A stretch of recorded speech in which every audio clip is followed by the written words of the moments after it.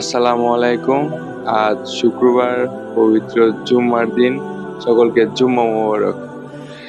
আজ গরিবের হজের দিনও বলা হয়ে থাকে, কারণ আল্লাহ অল্পতে ওনাদের প্রতি অনেকটা খুশি হয়ে থাকেন।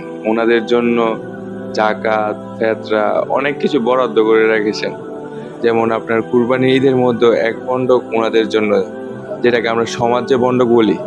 তো ওই সমাজের বন্ডক নেওয়ার জন্য 400 টাকা 800 টাকা স্লিপ দেওয়া হইতেছে। জিজ্ঞাসা করার পরে বলতেছে মাদ্রাসার মধ্যে টাকা দেওয়ার জন্য। তো আমার তৌফিক অনুযায়ী আমি যতটুকু ইচ্ছা আমি ওইটুকু আমি দান করব, সদকা করব। কিন্তু আমার যে ধৈর্য বাইন্দা আমার যে হকটা, গরিবের যে হকটা, সমাজের বন্ডকের যে হকটা, ঠিক আছে, তো ওইটা দেওয়ার জন্য আমার কেন একদম একটা ফিক্সড অ্যামাউন্ট দিতে হবে? আল্লাহ আমাদের সকলকে বুঝার তৌফিক দান করুক। ওনাদের হকটা ওনাদেরকে বুঝাই দিয়ে, ওনারা দান করলো কিনা না করলো, অথবা ওনার ওই ধরনের তৌফিক আছে কিনা এটা দেখতে হবে আমাদের।